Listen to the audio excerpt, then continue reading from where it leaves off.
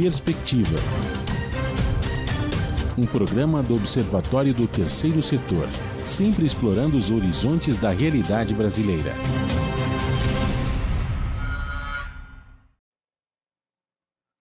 Boa tarde, eu sou o Franklin Valverde e começa agora o Perspectiva, um programa do Observatório do Terceiro Setor. Hoje, excepcionalmente, Joel Scala, que é o titular do programa, não está presente, mas a partir da semana que vem, Joel já estará aqui apresentando o programa e eu co-apresentando o Perspectiva. O tema do programa de hoje é o aquecimento global na Amazônia. Em 2021, o painel intergovernamental sobre mudanças climáticas, conhecido também como IPCC, alertou que a fome, pobreza, doenças e um grande êxodo podem marcar o século XXI. Isso se não houver mudanças na sociedade. Neste 2023, estamos passando por grandes crises climáticas devido ao aquecimento global, inclusive causando seca na região da Amazônia. Para falar sobre os efeitos do aquecimento global, convidamos para participar conosco Patrícia Pinho, diretora adjunta de ciência do IPAM, autora líder do 6º relatório de avaliação do IPCC, doutora em Ecologia Humana e Ciência Ambiental e Política pela Universidade da Califórnia. Boa tarde, Patrícia, seja bem-vinda. Obrigada pelo convite. Obrigado, Patrícia. E também nós convidamos Pedro Henrique Cunha, que é diretor técnico da Alternativa Terra Azul. Boa tarde, Pedro. Seja bem-vindo. Boa tarde, muito obrigado. É uma satisfação. Antes de nós iniciarmos a conversa com a Patrícia e com o Pedro, eu quero dar o destaque da semana aqui do Perspectiva, que é o seguinte: seca na Amazônia, 125 botos são encontrados mortos no Lago Tefé. As altas temperaturas e a seca na Amazônia têm afetado seus moradores e também os animais. Foram encontrados ao menos 125 botos cor-de-rosa mortos em uma semana no Lago Tefé, no Amazonas. Além dos botos cor-de-rosa, a contagem também inclui tucuxis, que são uma outra espécie de golfinho de água doce. O balanço é do Grupo de Pesquisa em Mamíferos Aquáticos Amazônicos, do Instituto de Desenvolvimento Sustentável Mamirauá. Essa notícia completa você encontra no site do Observatório do Terceiro Setor. Bom, as secas prolongadas na Amazônia impulsionaram o desmatamento e as queimadas, acelerando o processo de degradação das terras da Amazônia. Foi o que revelou um estudo coordenado pelos pesquisadores do Laboratório de Análises e Processamento de Imagens de Satélites da Universidade Federal de Alagoas, isso no ano passado, em 2022. Fica a pergunta aqui, vamos iniciar a conversar com vocês. Por que está ocorrendo essas secas na Amazônia? Vamos começar com a Patrícia. Patrícia, por que a Amazônia que tem tanta água, né? E começa a ter seca. E as pessoas falam, mas como lá tem tanta água? A seca está atingindo principalmente os lagos, né? Os lagos. Na Amazônia não é só rios, né? Não tem só rios, tem muitos lagos. E os lagos estão secando, inclusive matando os botos cor-de-rosa. Por que acontece isso, né? O porquê desse processo de seca que está acontecendo na Amazônia, Patrícia? Bom, boa tarde. O processo, né? Então, as evidências científicas, elas alertavam a partir ali do final dos anos 2000 que a Amazônia ela é um ecossistema relativamente frágil, vulnerável, no contexto das mudanças climáticas, né? E a certeza de que o processo de desmatamento, né, de remoção da cobertura vegetal, aliado com as emissões de gases de efeito estufa, que aumentam as temperaturas globais, iriam levar a um processo aí de alteração do ecossistema da Amazônia, né? Então, a gente tem visto secas extremas acontecendo, mas também eventos extremos de inundação, né? Agora a gente está vivendo um momento extremamente perverso, tal quanto foi, né, ou até pior do que foi a seca de 2015 na Amazônia, a seca de 2010. O que os nossos estudos têm mostrado, né, não só o IPCC, ele faz uma síntese do estado da arte das evidências científicas, né? E o ano passado, no lançamento desse relatório que diz sobre impactos, adaptação e vulnerabilidade, a Amazônia ela é listada como a primeira das 5 razões, junto com o Ártico, por que se preocupar com as mudanças climáticas. Ao contrário do Ártico, a Amazônia ela é a solução também para essa crise que a gente está vivendo, que é uma crise global sem precedentes, né? E a gente vê que grande parte do problema é a falta de ações coletivas, né, e fortes, de compromissos fortes de redução de gases de emissão, o que, obviamente, limitaria aí o aumento das temperaturas globais. Num estudo recente, que foi liderado aí pela Universidade de Campinas, o autor da Vila Pola, eu com outros colegas aí do IPAM, a gente olhou também para o tanto, além do desmatamento da Amazônia, o que a gente tem do que resta? A gente tem mais ou menos 38% da floresta em estado de degradação. O que isso significa? Significa que a floresta não está mais desenvolvendo, né, o papel que ela tem de provisão de serviços ecossistêmicos, por exemplo, a regulação climática. Então, só para fechar esse pensamento, é que a Amazônia, sim, um ambiente, um ecossistema úmido, um ecossistema extremamente aquático, ele tem se transformado num ecossistema muito mais seco, muito mais inflamável, e você já pode imaginar as consequências que isso tem para a própria biodiversidade e para o modo de vida da maioria da população que ali habita, né? Seja eles povos indígenas ou população tradicional, que depende diretamente desses recursos para a segurança alimentar, para a segurança hídrica e também para a cultura, né? Para o exercício da sua vida dentro daquele território. Perfeito. Pedro, você que é diretor técnico, né, da alternativa Terra Azul. O planeta Terra, né, do espaço, ele é visto como azul. Você acha que com essa situação toda que a Patrícia traz, com esse cenário que a Patrícia acabou de traçar aí, corre o risco do nosso planeta se tornar o planeta cinza, terra cinza em vez de terra azul, que seria terrível. Isso estaria, digamos, condenando a humanidade a seu fim também. Bem, boa tarde.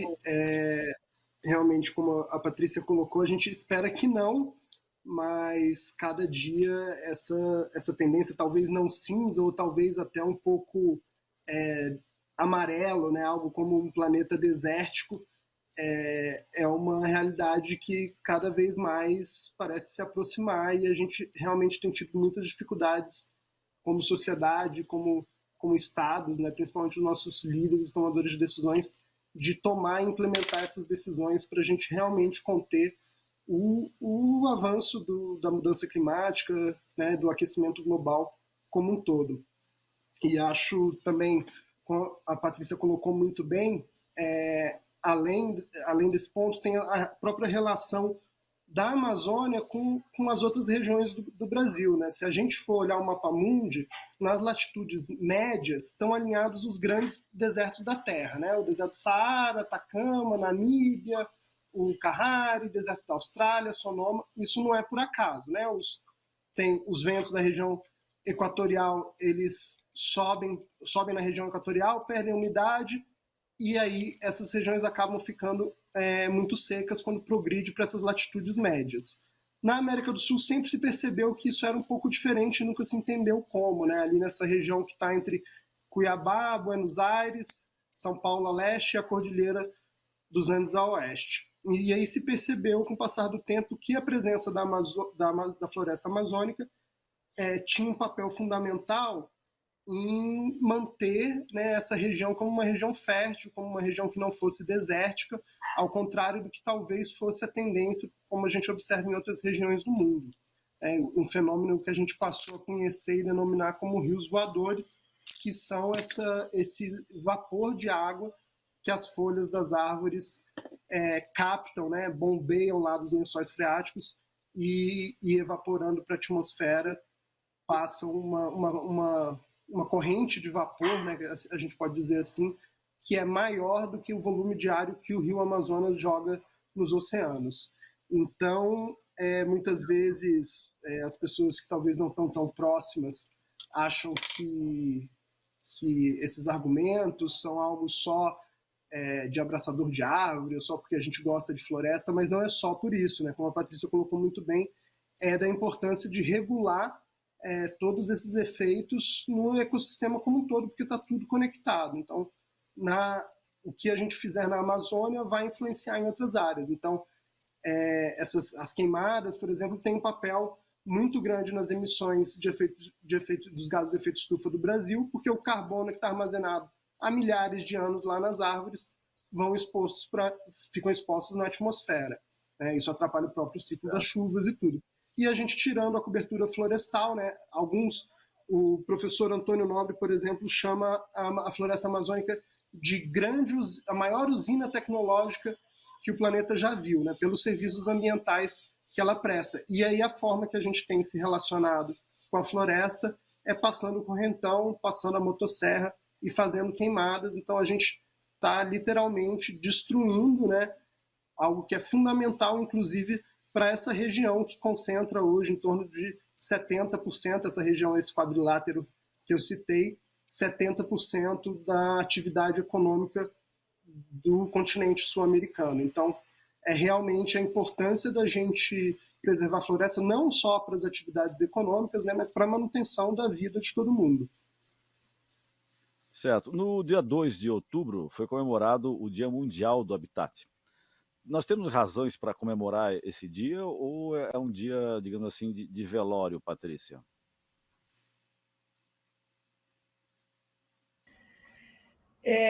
Pergunta difícil essa, né? Eu acho que a gente tem, como cientista, como ativista, eu acho que os dados e a perspectiva da trajetória global, né, principalmente oriunda aí de estratégias que eram supostamente para reduzir emissões, a gente tem falhado.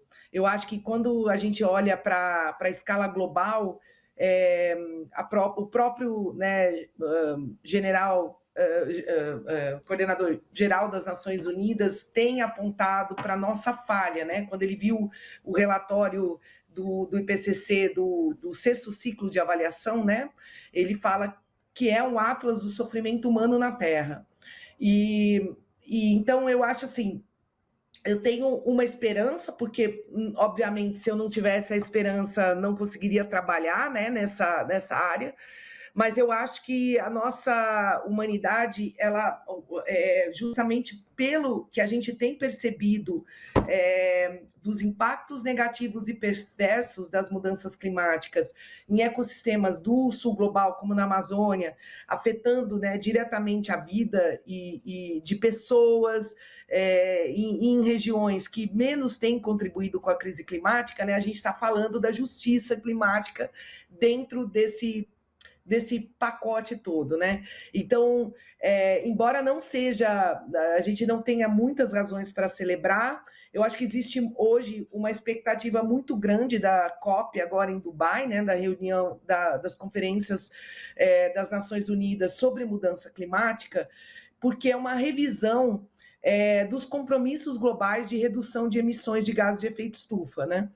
E a gente sabe que se a gente conseguir reduzir essas emissões, e sobretudo em países altamente emissores e dependentes de combustíveis fósseis, a gente vai tá deixando aí uma oportunidade para que essas pessoas ou algumas regiões elas tenham uma chance aí de um futuro digno, sustentável e próspero, né?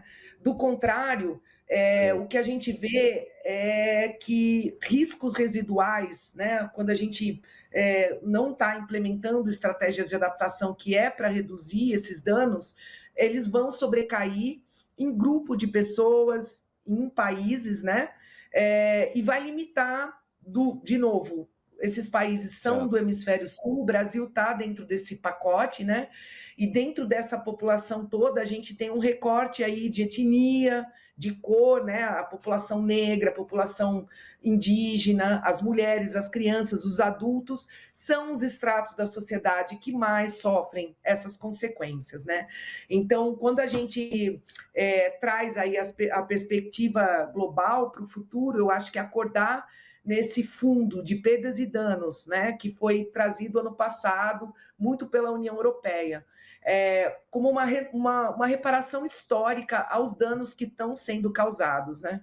Mas isso só não basta, a gente tem que ter um compromisso financeiro, né, e de realmente ter um aporte para a recuperação dessas áreas e ajudar a reduzir os danos, né? Então, o que a gente tem visto é que esse compromisso ele tem sido muito fraco e ainda não Correto. tem, embora exista um fundo, a gente não tem ainda o recurso financeiro alocado.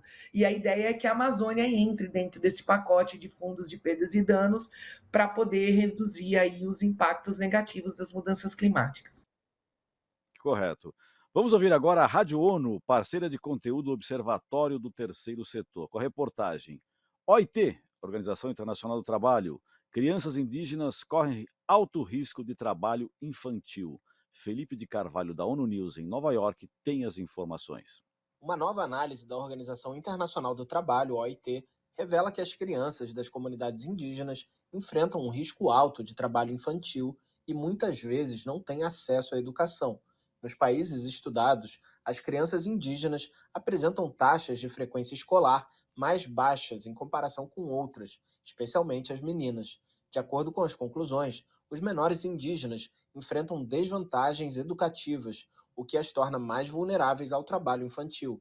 A maioria deles trabalha na agricultura, mas também são encontrados na construção, no comércio, na indústria e no trabalho doméstico. A análise da OIT sublinha diferenças regionais significativas. No Peru, o trabalho infantil entre as crianças indígenas é quase 3 vezes superior à média. Já no Equador, as crianças indígenas têm cerca de 11,6 vezes mais probabilidade de estarem envolvidas em atividades perigosas em comparação com a média nacional para todas as crianças. Segundo a OIT, o trabalho infantil entre crianças indígenas é um resultado direto da marginalização social, econômica e cultural que as comunidades sofrem. Estes locais têm 3 vezes mais probabilidade de serem marcados por uma situação de pobreza extrema. Além disso, as comunidades indígenas frequentemente são vítimas de desapropriação de terras, suportam o peso das alterações climáticas e dos conflitos, têm acesso limitado a serviços essenciais e encontram obstáculos na manutenção dos seus modos de vida tradicionais. De acordo com o estudo, essa realidade pode forçar as crianças indígenas a trabalhar para ajudar suas famílias. Da ONU News em Nova York, Felipe de Carvalho. Pedro Henrique, nós acabamos de ouvir aí o Felipe de Carvalho, né, o repórter lá da ONU News, nossa parceira de conteúdo, dando esse panorama, né, das crianças indígenas. Eu te faço uma pergunta um pouco até mais ampliada, né? A juventude, você acha que a juventude atualmente ela está engajada nas questões do meio ambiente mais do que, digamos, a juventude de anos anteriores? Ou, digamos, que as redes sociais ocupam, digamos, o interesse e a atenção da juventude atualmente, não dando espaço para outras questões, como, por exemplo, fundamentais como o meio ambiente? Olha, Franklin, eu acho que a juventude tem até estado mais engajada mesmo. Eu acho que, de uma forma geral, com o passar dos anos, acho que a partir desse ano a gente vai ter um aumento muito grande das pessoas engajadas em todo esse movimento, porque acho que esse ano tem sido um ano muito marcante dos efeitos que a gente está sentindo das mudanças climáticas. Eu falo de Brasília, a gente tem passado por uma onda de calor muito grande aqui, não vista nunca.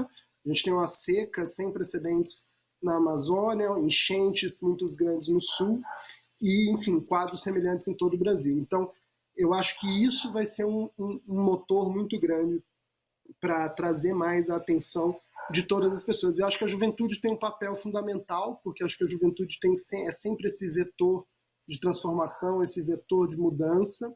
A gente tem um movimento, né, conhecido lá que a Greta é o maior expoente do Fridays for Futures, né, das Cestas pelo Futuro, que foram jovens, crianças, adolescentes que passaram a fazer greves na escola para chamar atenção para a baixa efetividade das ações tomadas pelos líderes globais no enfrentamento das mudanças climáticas.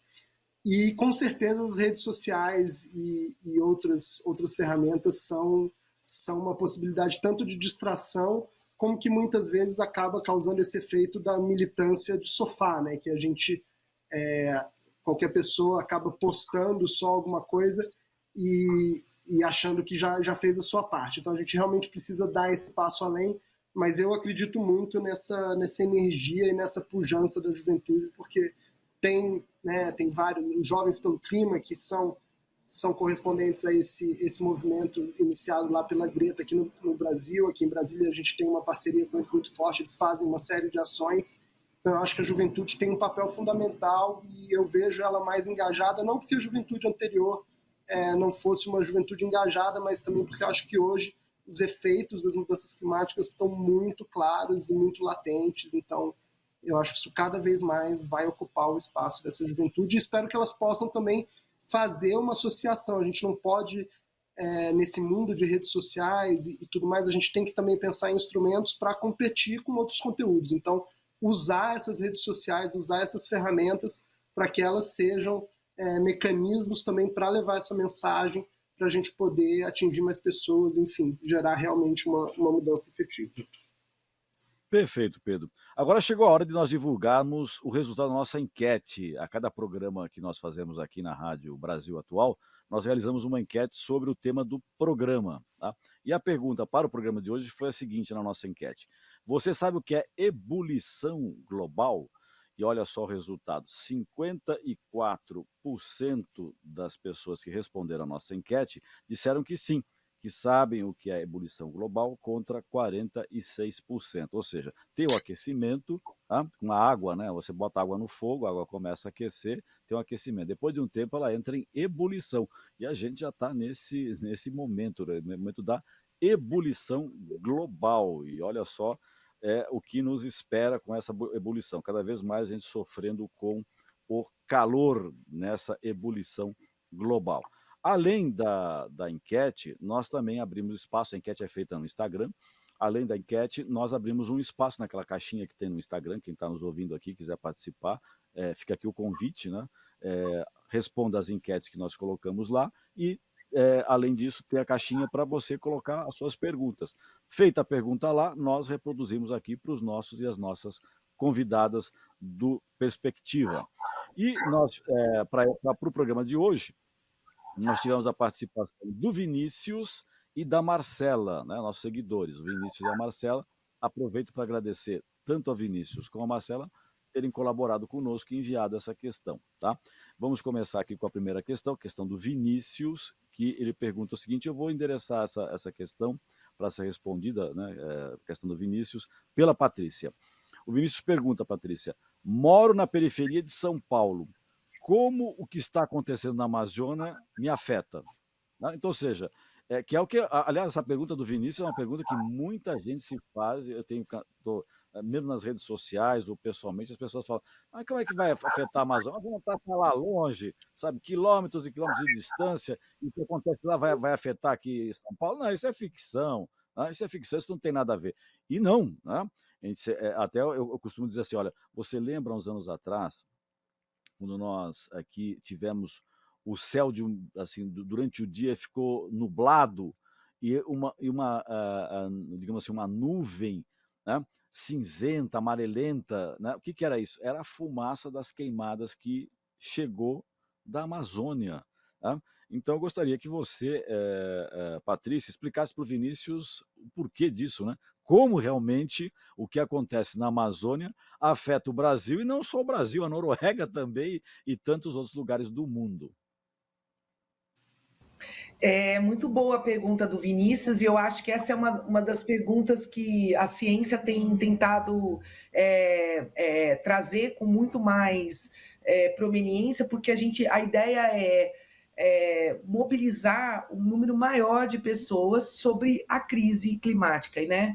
Eu costumo falar que todos nós estamos sob a mesma crise. Né? Então, a gente, embora tenha a nossa cultura de desenvolvimento muito individualizada, né, muito achando que, né, na base da competição dentro de países, com indivíduos e entre países, a gente está sob o mesmo teto coletivo aí da crise climática. No entanto, a gente está navegando em barquinhos diferentes, né? Alguns barcos, eles são muito mais né, arcaicos, muito mais sem preparo, sem antenas, e outros já são muito mais sofisticados tecnologicamente, etc.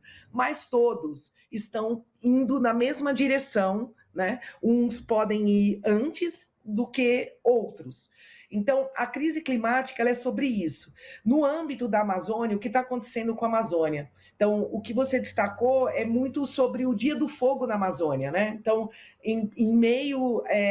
Eu gosto de lembrar que isso está no passado, né? Mas em meio a uma crise climática sem precedentes, a gente vê o Brasil, um grande detentor do que ainda resta, né, como uma tábua de salvação aí para essa crise global, atando fogo na floresta amazônica, que é uma floresta que está mais inflamável, obviamente, devido aos processos de desmatamento, degradação florestal e mudança climática, né? Mas também propositalmente por alguns indivíduos que alegam que a floresta é um obstáculo para o desenvolvimento econômico, né? Então, a ideia de remover floresta, implementar paisagens agrícolas e, sobretudo, de commodities, já mostrou que o país está na contramão do que seria para ter aí a resiliência para combater essa crise. Quando a gente pensa alguém que está no estado de São Paulo, não é só sobre a produção agrícola, né? Então, a gente sabe que o aquecimento global e o desmatamento da Amazônia, em torno, tem gerado 15% de quebra de safra, por exemplo, da soja, que acontece no Cerrado brasileiro. Da mesma forma, tudo aquilo que acontece no Cerrado brasileiro, ele tem o poder de contaminar e entrar e adentrar a floresta amazônica. A geração de energia elétrica, por exemplo, Seria um efeito dominó, né? Um efeito cascata, exatamente, de efeitos compostos. Então, a gente, por isso que eu gosto de situar toda essa situação para a gente entender que não é só o impacto das mudanças climáticas em si, mas o efeito cascata que tem o desmatamento, as altas taxas de emissões de gases de efeito estufa global, o aumento da temperatura global, né? E o que a gente tem feito com o nosso ecossistema, que era a única coisa que poderia nos dar uma certa segurança, né? Então, por exemplo, a gente fala de geração de energia elétrica, né? A maioria dos reservatórios ou das grandes hidrelétricas, elas estão sendo mapeadas e construídas na Amazônia, um exemplo de Belo Monte, que já em si causam uma degradação ambiental e ecológica, né, da biodiversidade e para a população sem precedentes.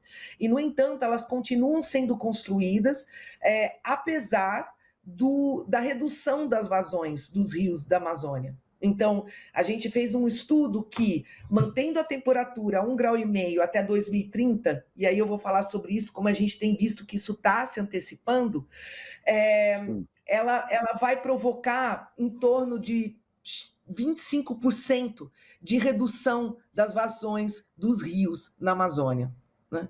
Então, isso já tem uma direta consequência para a segurança hídrica, para a segurança alimentar da população que ali habita, mas para todo o país que depende, né, e se esconde atrás de achar que porque a gente tem uma matriz energética limpa, oriunda de recursos hídricos, a gente está fazendo um serviço aí para o combate da crise climática.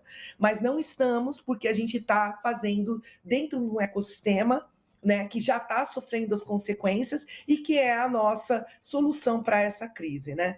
Então, um pouquinho mais, um panorama geral aí, espero ter conseguido responder. Da mesma forma que a gente tem também os impactos das grandes queimadas na Amazônia, né? Então, a gente está vendo agora, nesse período de seca, que as queimadas nem começaram ainda, e elas vão se pronunciar, né? E esta ação seca, ela está se prolongando de uma forma muito mais perversa, né? Então, eu queria só Verdade. comentar, da mesma forma que a gente viu o céu preto em São Paulo, oriundo dessas queimadas, a saúde da população também é afetada. Então, doenças Sim, é verdade, cardiovasculares, claro. respiratórias, o número de internações, sobretudo em crianças menores que 5 anos e idosos, é uma estatística aterrorizadora, né? E silenciosa, Perfeito. porque a gente não está olhando para esse viés. Ok. Pedro Henrique, aqui eu vou passar para você agora a questão da Marcela. A Patrícia respondeu o Vinícius, né? Agora você vai responder a Marcela. A Marcela pergunta o seguinte: existe uma forma de ajudar as pessoas que estão na região da Amazônia? E se existe, como fazer? Né, acho que ela está mais preocupada em ter uma ação efetiva, né? Ter uma atitude proativa, digamos assim, né? Com relação ao que acontece na Amazônia. Bem, Franklin, acho que tem algumas formas, né? Acho que primeiro, acho que uma forma muito importante, é lógico que dentro das possibilidades, mas a gente vê que muitas vezes as pessoas, né, viajam para fora do país ou viajam para outros lugares no país. A Amazônia, por exemplo, não é um lugar que está muitas vezes no radar. Eu acho que é muito importante que as pessoas que não moram na Amazônia vão até a Amazônia e conheçam um pouco da Amazônia. Lógico que com as limitações que isso vai ter, mas para entender um pouco como é que é esse modo de vida, como é que são as necessidades dessas populações que moram lá. E, enfim, porque, né, de longe fica sempre um pouco complicado da gente saber e da gente ter opinião. Então, acho que, lógico que dentro das possibilidades, né, não é tão fácil, o acesso à Amazônia é sempre algo complicado, a logística na Amazônia é algo muito complexo, mas acho que a gente conhecer e tentar entender um pouco mais, né, se não indo presencialmente, pelas outras formas, com tecnologias, mídias sociais, vídeos que a gente tem hoje em dia, acho que tentar conhecer um pouco mais e entender melhor essa realidade, porque quando a gente vê de perto, a gente vê que tem outras complexidades que a gente à distância não entende. E uma forma muito, muito simples, né, pode ser um pouco até batida e tem também até um efeito limitado, porque, no fundo, quem causa mesmo grandes impactos são grandes corporações, né, o Estado como uma forma como um todo, mas é dentro do possível também adotar e propagar essas atitudes no dia a dia que sejam, né, estejam mais alinhadas a combater esse aumento da temperatura global, como a Patrícia colocou muito bem, a importância da gente não subir muito essa temperatura. 1,5 grau parece pouco, mas em termos ecossistêmicos, em termos planetários, a destruição que isso pode causar, ou ainda, né, se essa temperatura aumentar, porque 1,5 grau hoje em dia já é visto, né, como algo muito otimista, inclusive, isso pode causar uma devastação muito grande e acabar com as condições da vida na Terra. E acho que a outra forma é procurar organizações que estão fazendo trabalhos sérios, né, na região amazônica. A gente tem uma parceria com o GTA, que é o Grupo de Trabalho Amazônico, que tem uma série de organizações conveniadas, todas as organizações da sociedade civil que fazem um trabalho lá sério. Então, pode ser conhecer um pouco essas organizações que estão ali atuando, estão ali no dia a dia, que ações elas estão fazendo, às vezes eventualmente tem alguma campanha, alguma doação, algo nesse sentido, para poder se inteirar e poder, enfim, tentar participar um pouco mais. Então, acho que é muito importante isso, tentar conhecer mais a realidade amazônica, dentro do possível adotar e principalmente propagar atitudes mais sustentáveis. Eu acho que hoje em dia nem sustentável, né? Tem que ser uma atitude regenerativa, e a gente tentar, enfim, conhecer outros, né, se inteirar e apoiar organizações que estão desenvolvendo um trabalho sério naquela região. É verdade, você tocou num ponto bastante importante, não é nem questão nem de ser sustentável, é regenerativo, ou seja, a destruição já foi tão grande que você tem que regenerar. Antes estava, vamos sustentar, ou seja, tentar equilibrar para não ser destruído. Não, A coisa chegou a tal ponto que agora tem que recuperar o que já foi destruído. Eu queria aproveitar também e fazer um convite a quem está nos seguindo, né, nas redes sociais, aqui também na rádio, que pode participar do nosso programa, né? Mais uma vez, estou dizendo, você no Instagram, naquela caixinha que tem, você vai lá, @observatório 3 setor, tá? Participa das nossas enquetes e também faz as perguntas que nós reproduzimos aqui no nosso programa. E também acrescento o convite para acompanhar nas outras redes sociais, né? Faça como quase 3 milhões de pessoas nos acompanhem no Facebook, facebook.com/observatório 3 setor, youtube.com/observatório 3 setor. Nos 3 casos, o 3 em numeral. A Amazônia sofreu em 2022 com o 5º recorde anual consecutivo no desmatamento, segundo o monitoramento por satélites do Amazon. Entre janeiro e dezembro foram devastados quase 11 mil quilômetros quadrados, a maior destruição em 15 anos, desde que o Instituto de Pesquisa começou a monitorar a região em 2008.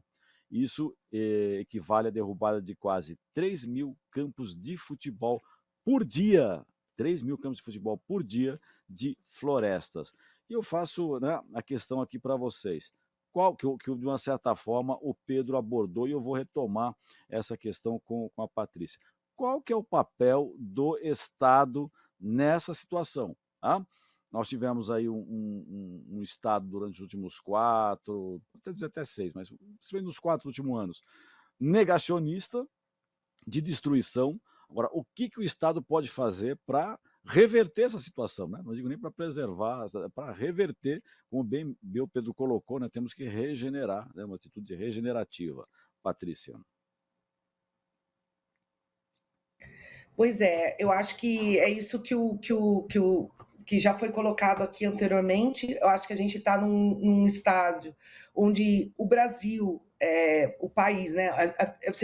Essa taxa de desmatamento que você trouxe realmente é um estado alarmante, mas a gente já mostrou também nesse primeiro semestre a nossa capacidade de voltar com o monitoramento e a proteção desse bioma, né? A redução do desmatamento. No entanto, como eu já trouxe aqui, a gente tem cerca do que resta ainda de floresta que a gente acha que é intacta na Amazônia, a gente tem em torno de 38% que está degradado. Então, como é que combate essa situação? Foi como já foi colocado pelo Pedro, a gente tem que trabalhar com o restauro, né? Uma escala de restauração ecológica sem precedentes, né? E para isso a gente tem a atenção global, aí o mundo inteiro tentando apoiar. No entanto, existe um limite também para essa regeneração, justamente pela Amazônia estar se tornando mais seca. Algumas espécies, né, que são oriundas e adaptáveis a um meio muito mais úmido, ela não tem condições ali de sobreviver dentro de um solo pobre, empobrecido, degradado, e o custo também para o restauro e recuperação de áreas degradadas, ele não é pequeno. No entanto, ele tem se tornado aí a nossa grande chance para um processo de adaptação e combate às crises climáticas, né? São a tão chamadas soluções baseadas na natureza. Por outro lado, então, eu acho que o Estado, além de coibir, monitorar e proteger com as ações que a gente já tem de comando e controle o desmatamento, a gente tem que entrar fortemente nas políticas de controle do processo de degradação florestal, né? A gente está trazendo isso para o bioma da Amazônia. Dentro desse contexto, a gente tem a política de REDD, né, que é a redução das emissões oriundas do desmatamento e da degradação florestal. Então, uma vez que a gente tem o país comprometido com o estabelecimento desse mercado de carbono, com diretrizes, né, salvaguardas sociais, econômicas e climáticas, eu acho que isso pode sim ser uma grande salvação aí, uma grande aliado para o combate aí da crise climática no âmbito do que os estados podem fazer. Verdade. Pedro, você quer complementar a Patrícia em alguma informação com essa questão do papel do Estado em tentar modificar essa situação de uma vez por todas, aí, enfim, reverter essa destruição que está sofrendo a Amazônia, e não só a Amazônia, Pantanal, o Cerrado, se a gente começar a Mata Atlântica, enfim, né? A destruição do Brasil não é só a Amazônia, não. Tem muitas outras regiões também que seguem a mesma toada. Bem, acho que a Patrícia colocou muito bem, mas eu acho que é isso, reforçando o papel do Estado é fundamental, né? A gente viu, especialmente nos últimos 4 anos, quiçá 6, mas que o Estado tem um papel fundamental, né? O que a ação deliberada do Estado pode gerar de resultado, nesse caso, num aspecto negativo. E mesmo hoje em dia, a gente tem a retomada de várias políticas, mas a gente sabe que, enfim, tem uma série de interesses que são muito difíceis de enfrentar e que mesmo com um governo mais sensível a essa pauta, que a vitória, né, não vai ser sempre garantida e que muitas vezes outros interesses vão se sobrepor à necessidade da gente preservar e regenerar a floresta. E acho que é isso, acho que o papel do Estado é fundamental porque ele tem toda essa força de orientar a política, o desenvolvimento econômico, social de como vai se dar. Então, né, a gente já teve nos últimos anos essas mudanças legislativas do Código Florestal, que com certeza tem um impacto muito grande, e a gente precisa realmente, acho que um dos grandes problemas em todos os fóruns, a Patrícia colocou também isso em umas outras respostas, a dificuldade do financiamento global, né, para a gente ter esse combate às mudanças climáticas é muito grande, e esse efetivo comprometimento dos países, né? Tanto no financiamento, e aí por parte dos países mais desenvolvidos, mais ricos, que se beneficiaram dessa emissão de carbono durante tantos anos, então tem uma responsabilidade de apoiar os países em desenvolvimento para eles conseguirem preservar também, mas também se desenvolverem, e de tomar ações efetivas, porque o que a gente vê muito, isso em qualquer país, é que o discurso é sempre muito bonito, mas que a prática efetiva, ela muitas vezes está distante. Então, acho que o Estado é fundamental e a gente só vai conseguir o Estado ter um papel mais forte a partir dessa pressão da sociedade, porque os outros interesses são muito fortes. E acho que nesse quesito de regeneração, né, a Patrícia colocou as próprias mudanças que o ecossistema está sofrendo e como a gente vai ter que ver como fazer essa regeneração, né? É interessante trazer, hoje em dia já se percebe que boa parte da floresta amazônica foi feita também, foi construída, foi, né, constituída a partir do plantio de árvores ao longo do tempo pelas populações que moraram ali. Então, como que essas ações feitas lá atrás, porque sair plantando árvore também tem um processo que, para ter um efeito, tempo, né? Tem tempo para crescer, leva um tempo, né? As árvores na Amazônia... É uma geração que você faz para outra geração, né? É isso, Uma a gente geração está faz para recebendo... outra, né? É isso, a gente está recebendo essa floresta dos povos que habitaram esse território há muitos anos, e a gente precisa tomar essas ações, né? Fazer essa regeneração para conseguir preservar isso de uma forma que possibilite que a gente continue vivendo aqui. Você está acompanhando o Perspectiva, um programa do Observatório do Terceiro Setor, que leva até você tudo sobre as organizações e informações do terceiro setor. Para acompanhar o nosso trabalho, basta acessar nosso portal, observatório3setor.org.br. Não se esqueça, o 3 em numeral. E vamos agora dar o destaque da matéria do portal do Observatório do Terceiro Setor. ONGs passam mais de 120 horas em busca de captação de recursos via editais. A iniciativa PIPA, em parceria com a Fomenta, realizou uma pesquisa entre março e junho de 2023, mapeando as dificuldades que as organizações sem fins lucrativos enfrentam na busca de financiamento via editais. A pesquisa conta com mais de 200 respostas válidas de organizações do tamanho nano até de grande porte. Lembrando a vocês todos e todas que a matéria completa você encontra em nosso portal, observatório3setor.org.br. Agora vamos receber Andrea Wolfenbüttel. Ela é integrante do comitê coordenador do Movimento por uma Cultura de Doação e colunista do Perspectiva. Boa tarde, Andrea. Olá, Joel. Olá, ouvintes do Perspectiva. Eu gostaria de voltar novamente ao tema da pesquisa Doação Brasil, porque ela traz muito material. E tem um ponto que a gente aborda desde a primeira edição, em 2015, e que ele ainda não ganhou tanta importância, que é o seguinte: os brasileiros acham que quem doa não deve falar que doa. Essa é uma postura imbuída de bons valores, de boas intenções, porque acha que a pessoa deve ser discreta, não deve ficar se gabando, não deve fazer o bem sem se gabar disso. Entretanto, quando a gente não fala de um assunto, o que acontece? Esse assunto deixa de despertar interesse, esse assunto não existe, esse assunto se torna invisível. E é o que acontece com a doação aqui no Brasil.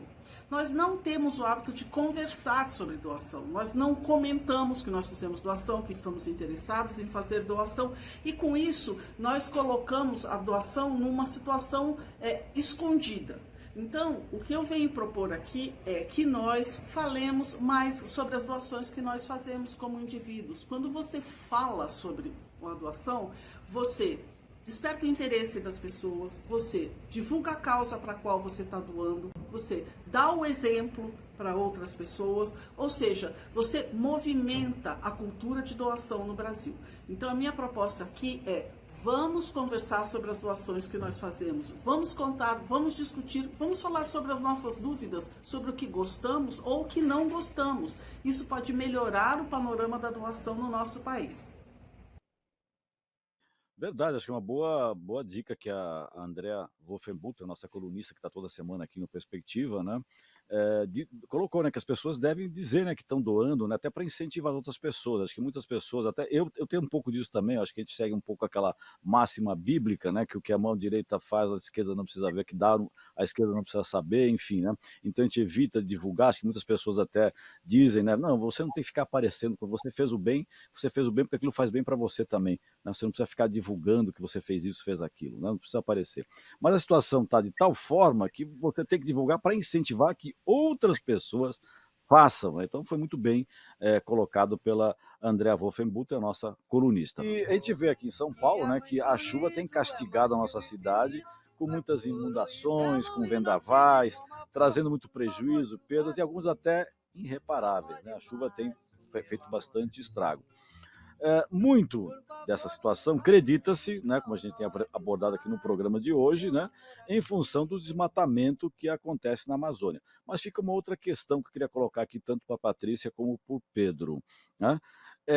O que poderia ser feito aqui em São Paulo mesmo para que essa situação fosse amenizada com relação às chuvas que nos atingem?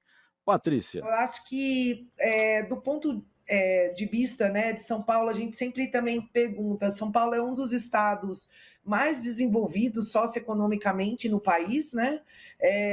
De novo, é um estado, uma cidade, né, que abriga aí concentra grande parte aí da população brasileira, e a gente tem observado que o transtorno, né, ao longo, São Paulo sempre conviveu com enchentes históricas, né, por conta aí muito da compactização do solo, do desenvolvimento aí no formato de cidade que a gente está vivendo. E hoje, além desses extremos, né, de hidrometeorológicos que a gente chama, a gente também está tendo as ondas de calor cada vez mais pronunciadas, né? Como a gente viveu aí a semana passada. Foi a primeira vez que eu olhei no meu celular e quando você vai checar a temperatura do dia, você já tem aquele alerta que é uma onda de calor. E aí eu me pergunto o que a gente tem feito, o que São Paulo, né, a prefeitura, o governo do estado tem feito para reduzir os danos, né? O que a gente tem feito em termos de adaptação a essa crise climática instaurada, né? Eu acho que muito pouco. Então, perante a dimensão e o poder que o Estado tem, poder econômico, poder decisório, perante a outros estados aí, né, no país, né? Então, eu sinto que as instituições acadêmicas e de pesquisas, elas têm se debruçado e oferecido muito input, mas a gente ainda está com vamos dizer, uma inércia no âmbito da tomada de decisão na escala dos municípios e dos estados, né? Junto, obviamente, com a autarquia aí federal. Eu acho que a gente poderia começar a pensar, né, e foi até o que foi trazido, em começar a implementar soluções baseadas na natureza. É a primeira estratégia, começar a trazer de volta a vegetação que foi perdida, né? Hoje a gente tem potencial de jardim filtrantes que limpam não só com vegetação os mananciais, reservatórios de água, né? Então, isso em si já traria um benefício imenso. E aí eu vou citar um exemplo, que quando a gente pensa, obviamente, no estado de São Paulo, a gente não pensa em territórios indígenas, né? Mas também existe. E no âmbito da Amazônia, um estudo recente que a gente fez é o papel dessas terras indígenas, dos territórios indígenas e dessa população em providenciar essa solução aí baseada na natureza. Só no Parque Indígena do Xingu, que ele é cercado no Mato Grosso pela soja e pelo gado, ele tem 5 graus, de novo, 5 graus de temperatura menor do que seu entorno. Né? Então, é o ar refrigerado do nosso país. Então vamos pensar para as pessoas que falam que... Então, quando as pessoas dizem que isso é muito pouco, 1 grau, 2, 3, notem, quando você está numa sala com ar-condicionado e você aumenta ou diminui um grau que seja, a diferença que dá no ambiente. Pedro, como é que você vê isso? O que a gente pode fazer aqui em São Paulo para amenizar essa situação? Antes de você responder, eu digo que a gente já está caminhando para o final do nosso programa, né? Passou tão rápido, a gente nem percebeu esse bate-papo com a Patrícia e com o Pedro aqui, que foi bastante agradável, né? Falando sobre o aquecimento, um tema meio pesado, mas enfim, ele pode ser abordado de uma forma também leve para ser ouvido e, digamos assim, consistente para ser refletido, que é o que a gente procurou fazer aqui. Então a gente já está caminhando para o final do programa, Pedro, então se você desse uma sintetizada aí na sua fala, para a gente ter um minutinho para a despedida de vocês, né? Um minuto mesmo, sabe? Assim, de relógio, porque senão a gente vai acabar estourando e vamos ter que... vai ser complicado para a gente. Então vamos lá, Pedro. Tá ótimo, Franklin, obrigado. Eu acho que a Patrícia colocou muito bem, são soluções baseadas na natureza, né? A gente voltar a utilizar esses conhecimentos que os indígenas, por exemplo, os povos tradicionais aqui do nosso território, utilizaram e cultuam há tantos anos. E é curioso, né, como a gente ainda está distante disso. Aqui em Brasília, por exemplo, há alguns anos o governo decidiu criar um novo bairro, Noroeste, que era inclusive uma área indígena, teve uma disputa muito grande, mas enfim, no fim fizeram o bairro, né, como muitas vezes a gente acaba perdendo as lutas. E esse bairro também foi vendido como um bairro sustentável, mas de sustentável era só o marketing verde mesmo. E com o passar dos anos, a Asa Norte, que é um bairro que fica bem abaixo do Noroeste, passou a sofrer com uma série de inundações quando chovia, né? Isso causado, obviamente, pela impermeabilização do solo logo acima. Então, agora o que o governo está fazendo? Está fazendo uma obra faraônica para criar uma série de piscinas para absorver a água das enchentes. Então, se isso tudo tivesse sido pensado, né, de uma forma utilizando a biomimética, utilizando essas soluções baseadas na natureza, a gente não precisaria estar fazendo toda essa obra que, na verdade, é um contrassenso, né? Você faz 2 esforços burros, no fim das contas, né? Porque você faz uma coisa para depois ter que fazer uma outra obra gigante. Então, é realmente a gente aprender com a natureza, talvez desenterrar alguns rios que estão soterrados e aumentar os espaços de áreas verdes que a gente tem na cidade. Perfeito. Patrícia, na verdade, estou me dizendo aqui 30 segundos para as despedidas de você e mais 30 segundos para o Pedro, porque aí depois eu também tenho que dar aqui a despedida do programa e a ficha técnica. Bom, eu vou ser bem breve. Primeiro, eu acho que qualquer fórum onde a gente possa falar sobre isso, né? Então, o Observatório do Terceiro Setor trazendo as nossas vozes, e lembrando para todos os indivíduos que nos ouvem, qualquer ação importa. Qualquer ação importa, né? Eu acho que a gente tem que lembrar que, sim, existem ações no âmbito federal, existem ações do setor privado, existem ações de outros países. No entanto, existem ações do dia a dia, né, que você pode fazer. Se você se preocupa com as mudanças climáticas, seja pelo seu filho, seja pelo seu cachorro, por qualquer razão, então, pegar um transporte coletivo, fazer um lobby na sua cidade para ter mais ciclovias, né? Trazer a vegetação para dentro das cidades, hortas e agricultura urbana, são algumas das soluções, né, que a gente pode e deve se organizar. Então, essa é a minha palavra. Qualquer ação basta. E estamos juntos, a gente tem uma humanidade que é compartilhada, embora a gente ache que estamos sozinhos, né? Então, é para isso e juntos somos mais fortes. É isso. Pedro Henrique, suas palavras finais. Bem, Franklin, queria agradecer você, a Patrícia aqui pela companhia, agradecer ao Observatório do Terceiro Setor, a Rádio Brasil Atual pelo espaço. Acho que é muito importante a gente ter esse espaço, poder difundir essa mensagem, como a Patrícia colocou. É muito importante que a gente tome ações, cada ação importa, e que a gente pressione principalmente o governo, porque é ele que realmente vai poder fazer essa mudança. E queria convidar todo mundo que está nos assistindo a acompanhar as redes sociais da Alternativa Terra Azul, é o Instagram, @Alternativa Terra Azul. Lá a gente também está sempre compartilhando várias maneiras que as pessoas podem adotar essas atitudes regenerativas no dia a dia delas. Muito obrigado. Agradeço a presença de Patrícia Pinho, diretora adjunta de ciência do IPAM, autora líder do 6º relatório de avaliação do IPCC, doutora em Ecologia Humana e Ciência Ambiental e Política pela Universidade da Califórnia. E também agradeço o Pedro Henrique Cunha, diretor técnico da Alternativa Terra Azul. Este programa foi produzido pela equipe do Observatório do Terceiro Setor. Na próxima quinta-feira, às 16 horas, acompanhe o nosso programa Brasil ODS.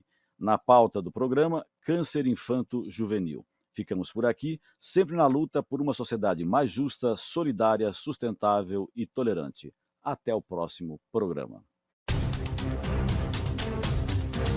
Você acabou de ouvir Perspectiva, um programa do Observatório do Terceiro Setor.